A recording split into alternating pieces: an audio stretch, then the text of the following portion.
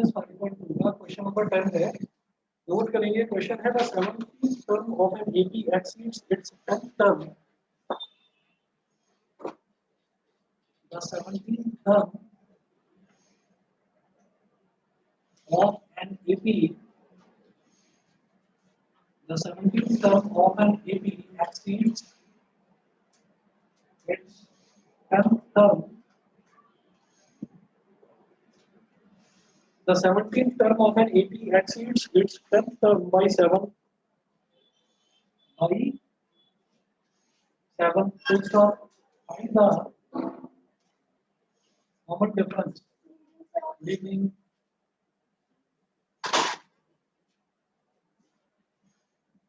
find the common difference.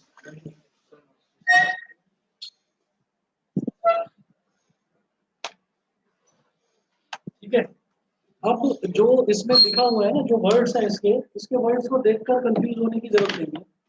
देखिएगा, इन्होंने क्या बोला है, 17th term of an AP exceeds its 10th term by 7। तो सोचो कि 17th टर्म कुछ है और सोचो कि 10th टर्म कुछ है। आप ऐसे सोचिएगा कि मेरी एज जो है वो मेरी बहन की एज से 10 साल ज्यादा है, समझ लीजिए, है ना। My age exceeds the age of my sister by 10 years. तो इसका क्या मतलब हुआ, अगर हमको उसकी एक इक्वेशन बनानी है, मेरी एज मेरी सिस्टर की एज से 10 साल ज्यादा है, तो उसकी इक्वेशन मतलब बराबर कैसे कर सकते हैं, सिस्टर की एज में 10 ऐड कर दो तो मेरी एज के बराबर हो जाएगा, समझ गए। मेरी एज मेरी सिस्टर की एज से 10 साल ज्यादा है, तो सिस्टर की एज में 10 साल ऐड कर दो तो हम दोनों की एज बराबर हो गई, इक्वल हो गई। इक्वालिटी का मतलब ही इक्वेशन होता है, समझ गए। तो अब मैं इक्वेशन बनाना चाहता हूँ। इन्होंने बोला 17th टर्म, और 17th टर्म को हम क्या बोलते हैं, ना ना ना, पहले तो सीधा सीधा बोलो A17 बोलते हैं ना, आपकी बुक में T17, उसको T17 बोलेंगे तो T17 बोलो या A17 एक ही बात है। तो 17th टर्म का मतलब क्या हो गया, A17 exceeds its 10th term by 7। मतलब जो 17th टर्म है, 17th टर्म क्या है, बड़ी है, कितना बड़ी है, बाई 7, उससे 10 ज्यादा है। तो जो छोटी वाली टर्म क्या होगी, 10th टर्म में 7 ऐड कर दूंगा तो 17th के बराबर हो जाएगा, समझ गए। हमने ये कहा कि A17 is equal to A10 plus 7। ये बताया गया था कि जो 17th टर्म है वो 10th टर्म से 10 ज्यादा है, वो 10 ज्यादा है। इसका मतलब 10th टर्म जो है वो छोटी है, 10th टर्म में 7 ऐड कर दो 17th के बराबर हो गया। बताओ समझ गए कि नहीं, क्लियर है। तब जो 17th टर्म है उसको क्या बोलते हैं, वही A plus N minus 1 into D. तो A प्लस 16 भी क्या लिखेंगे, A प्लस 17 माइनस 1 क्या हो गया, 16, है ना। तो A प्लस 16 भी हो गया।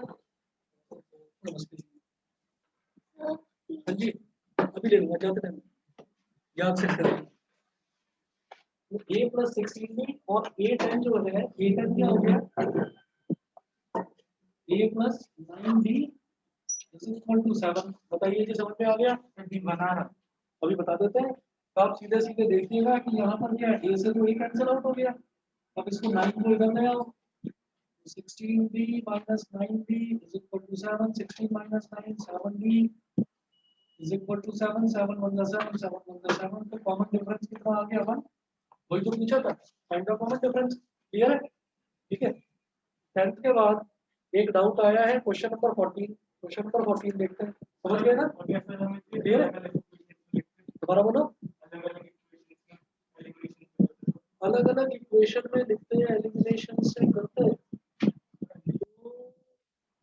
ये तो करना ही पड़ता ना, कंडीशन ही ये दे रखी है कि जो 17th टर्म है वो 10th टर्म से 7 ज्यादा है। तो ये छोटा है ना, इस छोटे में बेचारे में 7 ऐड कर दो, बड़े के बराबर हो जाएगा, बस, ठीक है। तो इसमें नहीं लगेगा, इसमें नहीं लगेगा, बना तो कंडीशन यही है। अब जरा देखो जी, अगला है क्वेश्चन नंबर 14। क्वेश्चन नंबर 14 देखिएगा।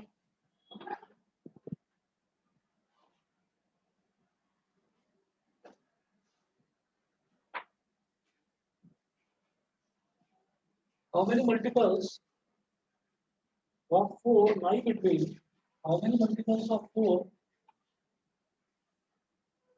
lie between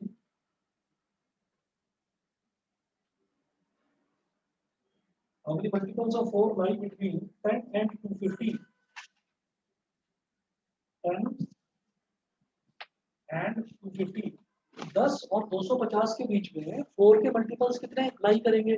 सबसे पहले तो ये देखिए, क्या 10 4 से डिवाइड होता है? नहीं होता। 10 से बड़ा 11, वो भी नहीं होता, फिर 12 होता है ना? तो हम लिखेंगे,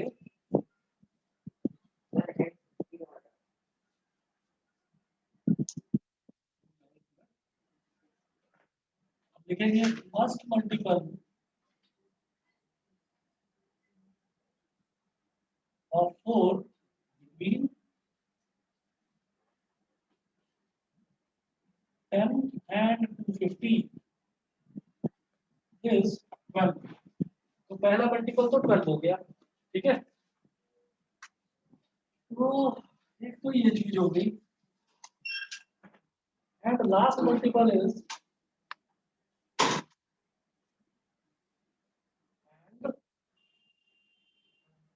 लास्ट मल्टीपल इज, अब इसको कैसे देखेंगे? लास्ट मल्टीपल कैसे देखा जाएगा? आप क्या करेंगे, जैसे 250 है ना, 250 को 4 से डिवाइड करने की कोशिश कर लो। उधर लगा लो बेटा, तो थोड़ा सा इधर। आप क्या करिएगा कि जो ये 250 है, इस 250 को रफ में 4 से डिवाइड करने की कोशिश करना, देखना कि ये 4 से डिवाइड होता है या नहीं। ठीक है, 250 है, डिवाइड बाई 4, 4 6 24, 25 माइनस 24 10, तो ये 10 आ गया। अब 4 2 सा 8, तो 10 माइनस 8 कितना हो गया? 2 हो गया, यानी कि रिमाइंडर 2 बच रहा है। रिमाइंडर 2 बच रहा है, तो हम क्या करते हैं कि उसको प्रॉपर्ली डिवाइड करने के लिए क्या करेंगे, ये जो रिमाइंडर है इसको 250 में से सब्ट्रैक्ट कर दें, ठीक है। रिमाइंडर को 250 में से सब्ट्रैक्ट करेंगे, क्या आ गया? 248, ठीक है। लास्ट मल्टीपल इज 248, ठीक है। तो याद रखिएगा, जब भी कभी कोई ऐसा क्वेश्चन आए जिसमें हमको ये दे रखा हो कि इस नंबर से इस नंबर के बीच में थोड़ा सा, जब भी कभी ऐसा क्वेश्चन आए कि इस नंबर से इस नंबर के बीच के मुझे मल्टीपल्स निकालने हैं, 4 के 5 के 6 के कैसे भी, तो हम पहला वाला तो बड़ा आराम से निकाल सकते हैं, लेकिन दूसरा वाला जो है, क्योंकि पहला वाला नंबर छोटा होता है ना, तो मैं जानता हूँ 4 3 12 आसानी से निकल जाएगा। लास्ट मल्टीपल के लिए क्या करोगे, 250 आखिरी नंबर, उसको डिवाइड करो 4 से, जो रिमाइंडर आएगा उसको आप डिविडेंड में से सब्ट्रैक्ट कर दो, क्या बचा? 248, तो लास्ट मल्टीपल इज 248, जो 4 से डिवाइड होता है। Therefore this sequence will be an AP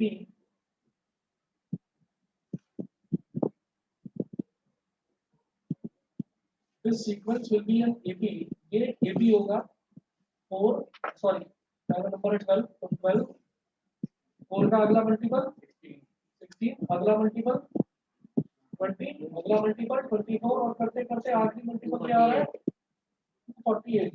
तो जब ये AP हो गया, तो AP की पहली टर्म क्या है? 12, तो हमारी पहली टर्म क्या हो गई? 12, ठीक है। कॉमन डिफरेंस क्या है? कितने कितने का अंतर है? 4 4 का, 4 का मल्टीपल है, तो common difference 4।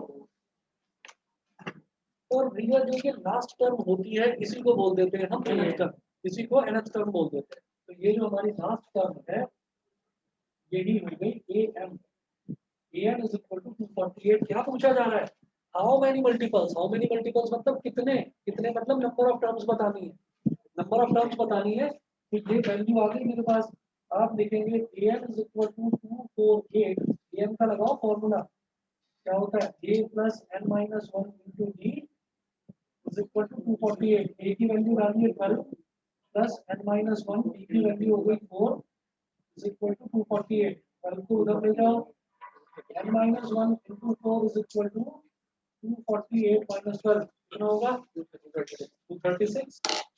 n minus 1 multiply by 4 है, 248 में से 12 गया तो क्या आया? 236।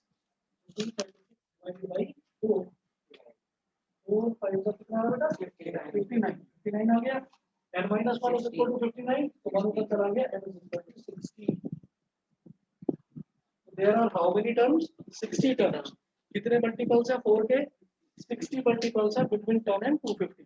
बताइए जी, समझ में आ गया सभी को? क्लियर है?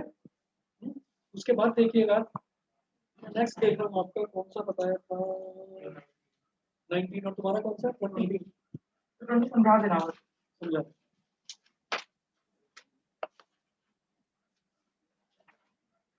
19 देखिएगा 19 में है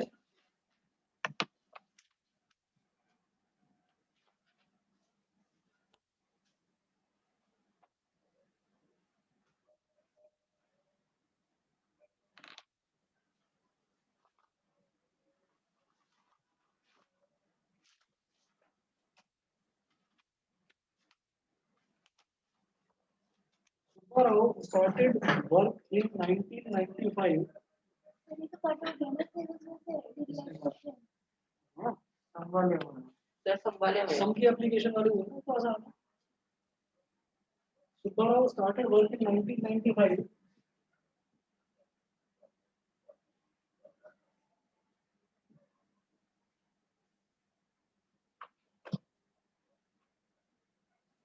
started work in 1995 at an annual salary of rupees 5,000 at an annual salary of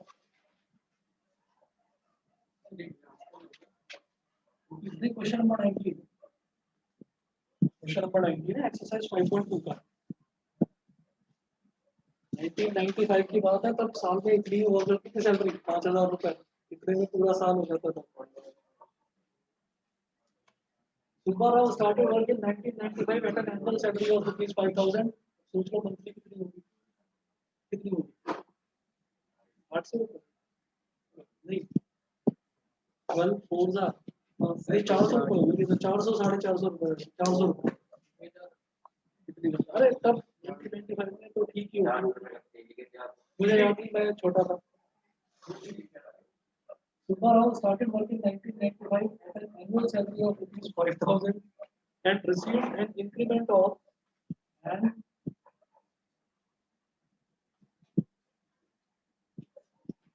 received an increment of rupees 200 each year.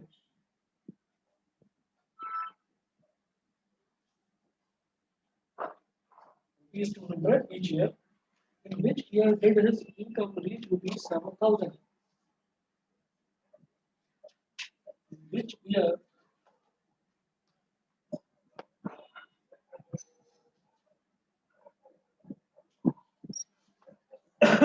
did his income reach rupees 7,000?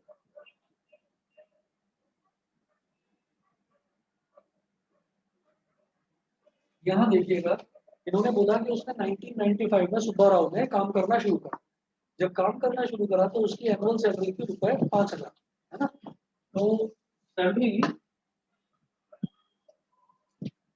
In 1995 rupees 5,000 salary in 1996 मतलब हर साल 200 रुपए का increment उसको मिल रहा है तो पहले साल उसकी 5,000 रुपए सैलरी थी तो 1996 में उसकी सैलरी हो गई 5,200 फिर हमने कहा salary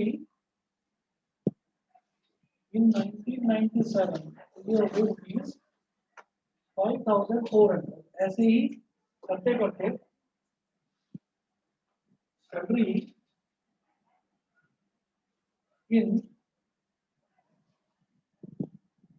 dash year which year उसकी सैलरी कौन से साल उसकी सैलरी 7,000 रुपए पहुंच जाएगी ये बताना ठीक है ना मुझे ये बताना है क्वेश्चन मार्क है यहाँ पर सैलरी इन विच ईयर ठीक है तो हम ये कहते हैं कि जो 1995 वाली सैलरी है उसको मैंने मान लिया फर्स्ट टर्म वो हमारा फर्स्ट टर्म हो गया तो ये हो गया एक तरह से ये मैं यहाँ पर ये लिखता हूँ ये है ये अगला टर्म हो गया ये A2 हो गया ये A3 हो गया और करते करते ये लास्ट वाले टर्म को AN मान लिया तो हम ये कहेंगे कि 200 रुपए का गैप आ रहा है इसमें तो 200 रुपए का क्या आ रहा है कॉमन डिफरेंस आ रहा है तो ये हमारा एक AP हो गया तो क्लियरली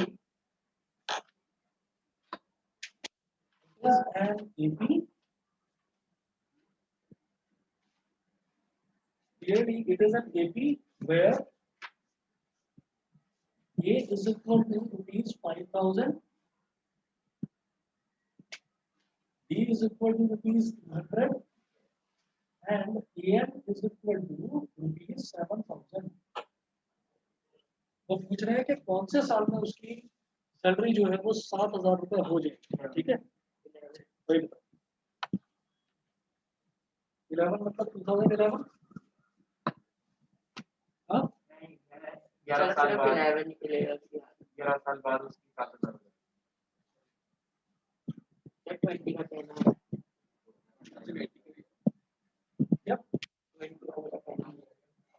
अच्छा चलो जी देखिएगा, ये क्वेश्चन तो समझ में आ गया कि एपी कैसे बन गया, बताओ भाई।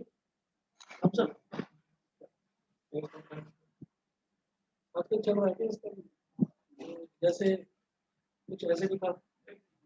वो ऐसे नहीं होता सर, मेरे से बड़े बता रहे तो मुझे लगता है आपको भी बता दे रहे हो सर। आपने भेजा ही नहीं मेरे को वो। नहीं सर, वो नहीं कह रहा मैं, आपकी पर एक बड़े नहीं मेरा ऐसा कुछ नहीं है, मेरा ऐसा कुछ नहीं है, वो तो मैं तुम्हारा फैन हूँ इस वजह से देख लिया था वो चश्मा वश्मा लगा के एकदम ऐसे ऐसे करके, चश्मा लगा के ऐसे उड़ा दिया था उसको। आपने किसी और की देख ली होगी, आपकी सारी जगह मैं दिख रहा हूँ। कुछ बता दो, तुमने तो दिखाई थी। हाँ मुझे पता है, ये कर सकते हो। फैन फॉलो ही है तुम्हारी। चलिए अब देखिए AM is equal to 7,000 है, AM is equal to 7,000, AM क्या होता है A plus n minus 1 into D,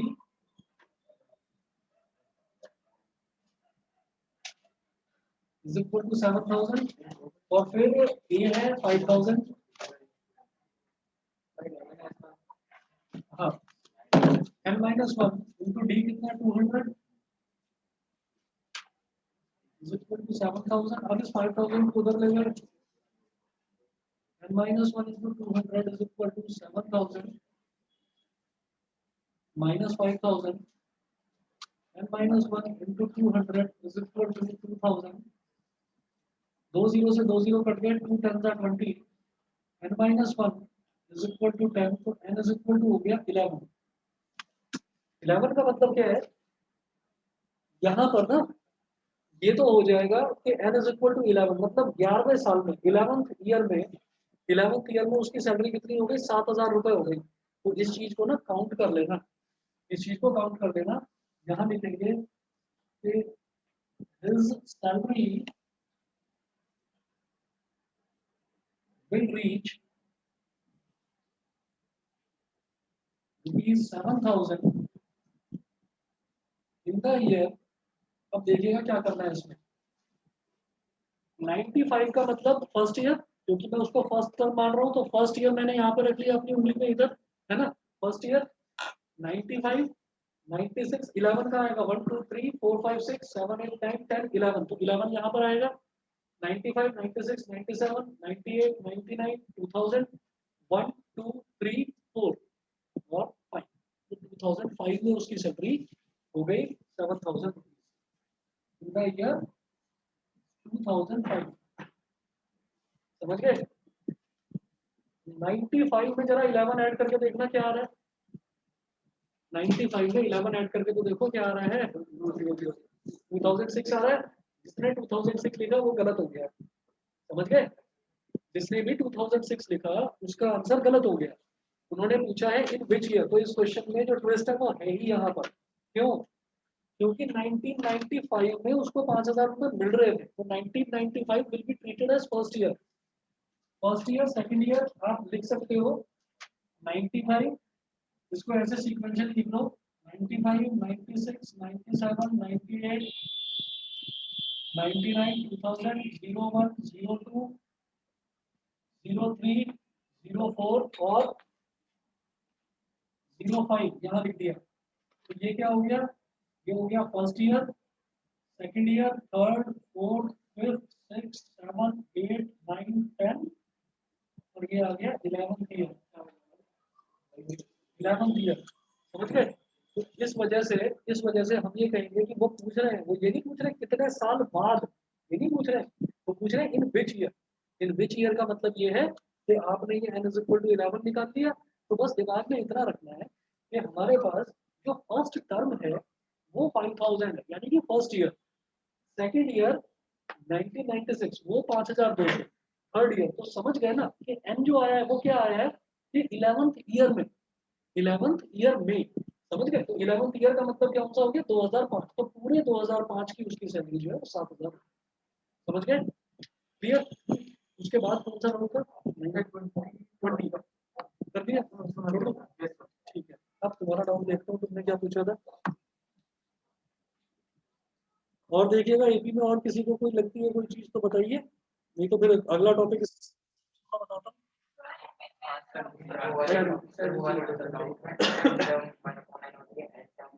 बहुत बढ़िया क्वेश्चन है वो, अभी कराते हैं।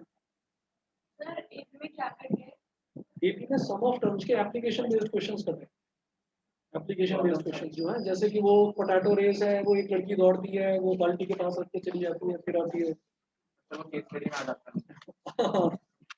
कुल मिलाकर बेवकूफ बनाने का तरीका है, कहीं ना कहीं वो दे देते हैं।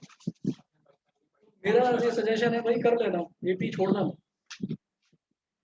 आपने एपी की डिग्री वाली भी सॉरी इसीलिए करवाया था कि वो पूछ लिया था। तो ऑप्शनल आप करिए सर। अब मत करो, अब मत करो।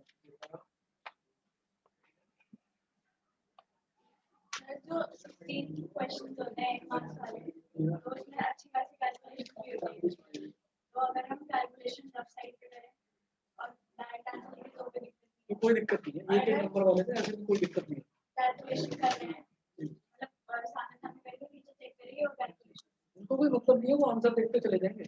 एक एक नंबर वाले को अगर वो चेक करने बैठ गए ना, तो सुबह से शाम तक 5-6 कॉपी चेक होगी बस। क्योंकि नंबर ऑफ क्वेश्चन देखो ना कितने ज्यादा है आपके पेपर में। 36 आते हैं ना, 36 चेक होते हैं, लेकिन वो आंसर देखते चले जाते हैं फटाफट फटाफट फटाफट। तो मतलब अगर हम वन मार्कर में कोई स्टेप मार्किंग नहीं है, आपने स्टेप्स कर रखे हो नहीं कर रखे हो, कैलकुलेशन करी हो नहीं करी हो, आंसर है तो नंबर है। मतलब ये चीटिंग को प्रमोशन देना नहीं है। नहीं ये क्वेश्चन नोट करेंगे, ये अभी जो कल करवाया था मैंने। और भी किसी बच्चे को कोई डाउट हो ना, सीरीज और पैरेलल वाले जो न्यूमेरिकल्स करा रहे थे, अगर किसी बच्चे को और भी डाउट हो तो प्लीज पूछ सकते हैं। एक क्वेश्चन है, डाउट है, देखते हैं जरा। मैं इधर करवा रहा हूँ उसको। सर ऑडियो बताना मुझे हर्षित कहाँ से फिर पीछे बातें नहीं की। और 7 बजे सुन लेना, फिर आज मोदी जी को सुन लेना, आप लोगों से बातें करेंगे आज। पता नहीं।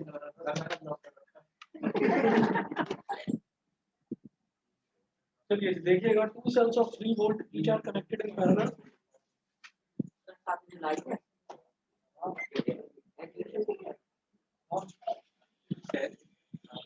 Two cells of 3 volt each are connected in parallel.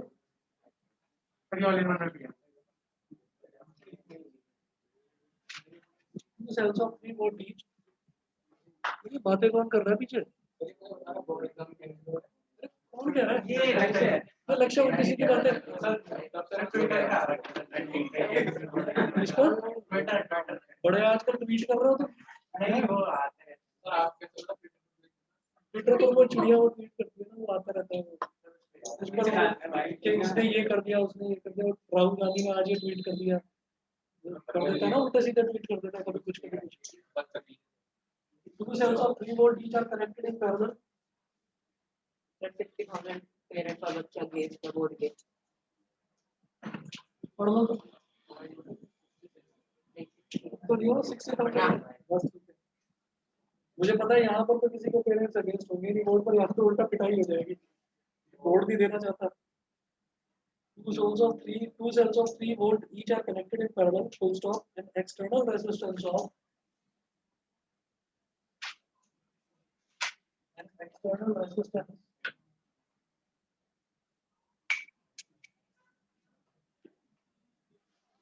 an external resistance of 0.5 ohm is connected in series to the junction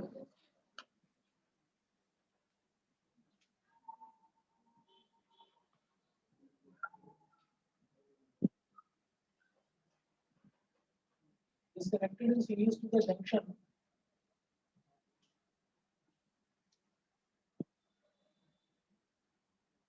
of two parallel resistors of 4 ohm and 2 ohm. To the junction of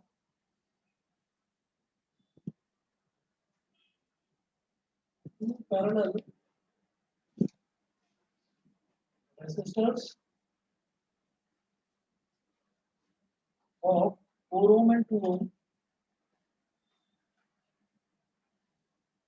4 ohm and 2 ohm, and then to the common terminal of the battery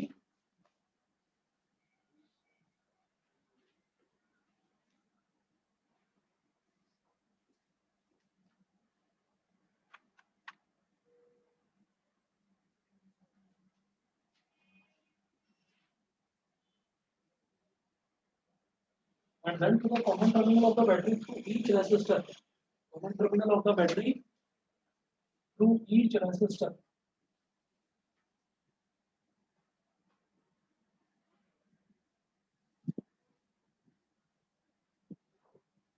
तो आप सबसे पहले वो बोल रहे हैं draw the circuit diagram.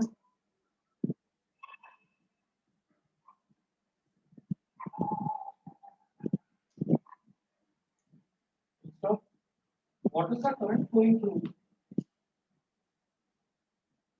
What is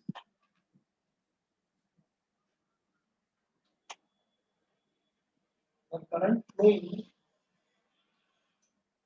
through 4 ohm resistor?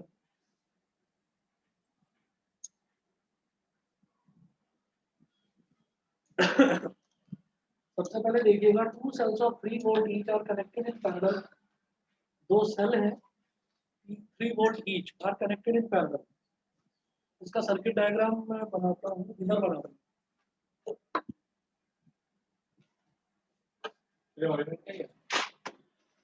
पता नहीं ये सिंपल में कौन सा क्वेश्चन है.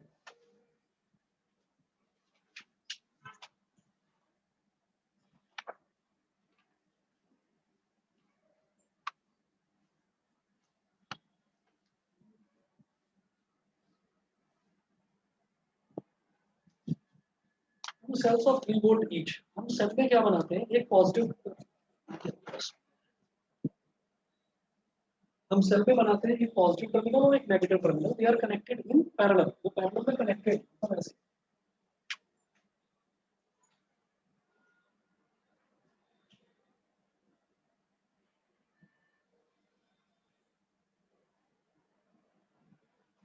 ये भी 3 वोल्ट का हो गया, ये भी 3 वोल्ट का हो गया. जैसे रेजिस्टेंसेस पैरेलल में कनेक्टेड होते हैं ऐसे जब सेल्स कनेक्टेड होते हैं. सेल यानी कि एक तरह से बैटरी होगी, battery with a single cell. अच्छा, फिर उसके बाद बोल रहे हैं external resistance of 0.5 ohm is connected in series to the junction of two parallel resistors of 4 ohm and 10 ohm, and then to the common terminal of the battery through each resistor. And then to the common terminal of the battery through each resistor. Common terminal of the battery. Battery का common terminal एक ये है और एक common terminal ये है. दोनों positive यहाँ और दोनों नेगेटिव यहाँ पर. ठीक है.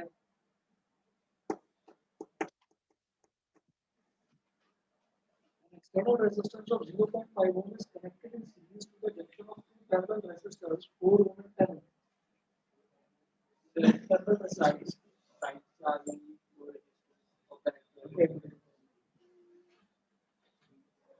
एक रेजिस्टेंस बना लीजिए 4 ohm का.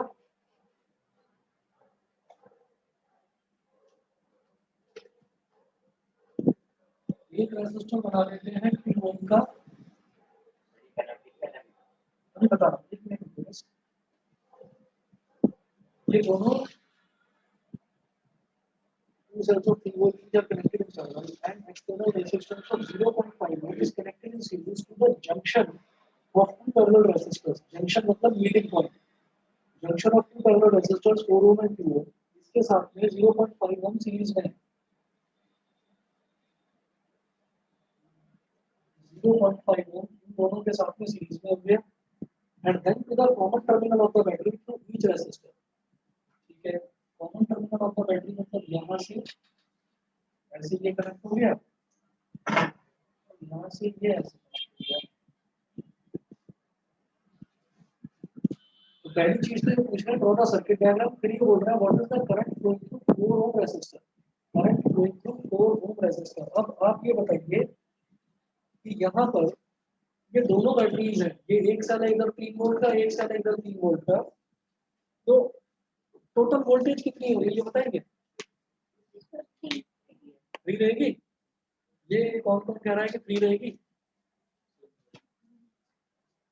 अच्छा क्यों बोला ये बता दो चलो। शायद पहले से वोल्टेज देखिए जी, ये बिल्कुल टोटली आपको कंफ्यूज करने के लिए दे रखे हैं कि दो सेल हैं पैरेलल में कनेक्टेड है, पैरेलल में वोल्टेज सेम रहती है, आप इसमें 50 सेल कनेक्ट कर दो, आप इसमें 50 सेल कनेक्ट सेम कर दो, आप 50 सेल पैरेलल में कनेक्ट कर दो, कोई फर्क नहीं पड़ेगा। तो यानी कि इस पूरे को आप सिंपली 3 वोल्ट मान सकते हैं, कोई दिक्कत नहीं, ठीक है। तो हम ये कहेंगे कि यहाँ से आया करंट कैसे फर्क पड़ता है पैरेलल बिल्कुल फर्क कनेक्टेड पड़ता में है। और अगर आप अरे एक मिनट सर एक मिनट सुनिए करो, अगर मान लीजिए हमने ये देखा था, मैंने आपको एक चीज और बताई थी कि अगर मान लो ऐसे लिखा हुआ है एक सेल, दूसरा सेल और तीसरा सेल, अगर ये बोलते हैं कि 3 सेल्स कनेक्टेड है और हर एक सेल का जो वोल्टेज है वो 2 वोल्ट है ना, तो टोटल कितना हो जाता था? 6 हो जाता था। तो सीरीज में क्या होता है, सीरीज में करंट तो सेम रहती है लेकिन वोल्टेज डिवाइड होती है और वो टोटल वोल्टेज के बराबर होती है। तो सीरीज में तो मैं तीनों को ऐड कर दूंगा लेकिन पैरेलल में मैं ऐड नहीं करूंगा, पैरेलल में वोल्टेज जो है वो सेम रहती है। बताइए इतना क्लियर है? यहाँ से आई निकला, ये सीरीज में इसके पास भी आई गया लेकिन इधर आते ही डिवाइड हो गया। ये ऐसे है कि दो जो मतलब दो वायर हैं, इसमें एक बैटरी लगा दी 3 वोल्ट की और पैरेलली दूसरी बैटरी लगा दी 3 वोल्ट की, तो टोटल जो रेजिस्टेंस बना ना वो आपका 3 वोल्ट ही रहेगा, क्योंकि पैरेलल में वोल्टेज रिमेन सेम। तो पैरेलल में अगर मैं इक्विवेलेंट वोल्टेज की निकालने की कोशिश करूँ तो वो 3 वोल्ट ही रहेगा। आपने एक बैटरी अलग भी लगा दी ना तो कोई फर्क नहीं पड़ रहा उससे, वो उसमें कुछ एड ऑन नहीं कर रहा है कि वो कुछ एक्स्ट्रा वोल्टेज सप्लाई कर रहा है, क्योंकि पैरेलल है। सीरीज में होता तो दोनों ऐड हो जाते, समझ गए? पैरेलल में आपने एक लगाया, 2 लगाया या 10 लगाया, वो कोई फर्क नहीं पड़ता, ठीक है। अब आप ये देखिएगा, पता है इसका ना एक बहुत ही अच्छा आपको एग्जांपल ये बता देता हूँ कि यहाँ सोसाइटी में कितने फ्लैट है, 2000 2500 लगभग कितने फ्लैट्स हैं। तो आप ये देखो कि कनेक्शन तो एक मेन लाइन से ही आ रहा है और हाउस होल्ड सर्किट्स हमेशा किसमें कनेक्टेड होते हैं? पैरेलल में होते हैं। तो जो डिस्ट्रीब्यूशन है वो भी पैरेलल में है। अगर मैं बात करूं कि वहां से अगर 220 वोल्ट आ रहा है तो वो 220 वोल्ट हर घर में जा रहा है, बराबर बराबर 220 वोल्ट ही जा रहा है, मतलब पैरेलल में कनेक्टेड है। अब ऐसा थोड़ी है कि भाई सब में 220 जा रहा है तो वो सबकी वोल्टेजेस ऐड कर दो तो फिर तो ब्लास्टिंग हो जाएगा सोसाइटी में, समझ गए? तो पैरेलल का मतलब ये है कि पैरेलल में वोल्टेज सेम रहती है, तो मैंने यहाँ लगा दिया, यहाँ लगा दिया, 10 बार और लगा दो, कोई फर्क नहीं पड़ता। हाँ, अगर ये सीरीज में रहते तो फिर मेरे को वो 3 वोल्ट वो सब ऐड कर देते, तो ये जानबूझ कर दिया है ताकि बच्चा गड़बड़ कर जाए। और सर अगर ऐसा होता कि एक बैटरी 3 वोल्ट की और दूसरी कुछ अलग से वोल्ट की देती तो माने अच्छा अच्छा, पहली चीज ये है कि जब इस तरीके से होगा ना कि एक बैटरी 3 वोल्ट की और दूसरी बैटरी 2 वोल्ट की, वो कनेक्ट ही नहीं हो सकता, वहीं शॉर्ट सर्किटिंग हो जाएगी, वहीं शॉर्ट सर्किटिंग हो जाएगी। तो जानबूझ कर ये इस तरीके का दिया गया है। और जब भी कभी सेल्स वाला क्वेश्चन आएगा तो वो पैरेलल में देते नहीं है, पर इन्होंने दिया है, बहुत अच्छी बात है। आपको एक नई चीज और पता चल गई कि पैरेलल में वोल्टेज सेम रहती है, तो ये सिर्फ और सिर्फ आपको बहकाने के लिए दिया है। अब आगे चलिए, आप क्या करेंगे इसको, ताकि आपको थोड़ा सा अटपटा ना लगे तो इसका एक इक्विवेलेंट डायग्राम बना लो। इक्विवेलेंट सर्किट में आप ये 2 बैटरी हटाकर सिंगल बैटरी लगाओ बस।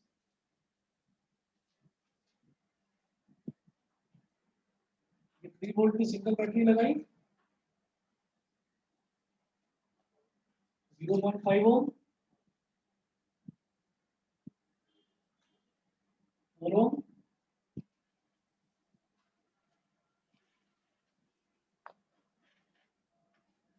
और ये 2 ओम। अब मैं ये जानता हूँ कि इस बैटरी के साथ में 0.5 ओम और ये वाला पूरा जो कॉम्बिनेशन है ये सीरीज में है, तो इसके सीरीज में करंट रिमेन सेम। तो यहाँ पर तो करंट देखिए आ ही जाएगा, तो इसमें लेकिन वोल्टेज डिवाइड हो जाएगी, ये वोल्टेज V1 हो गई और इस पूरे में जो वोल्टेज है वो हो जाएगी V2।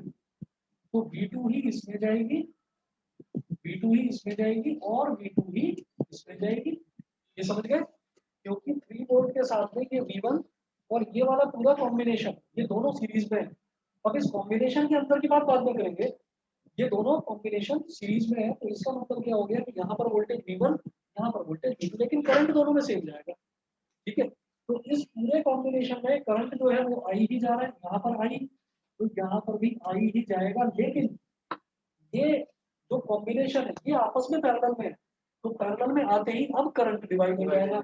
तो यहाँ जाएगा करंट I1 और यहाँ जाएगा करंट I2। लेकिन जो वोल्टेज V2 जा रही थी वो सेम रहेगी, because they are in parallel. मेरी बात समझ में आ गई? हाँ, अब क्या करेंगे, अब सबसे पहले ये करंट I निकालूंगा मैं, I जो इसमें जा रहा है 0.5 में।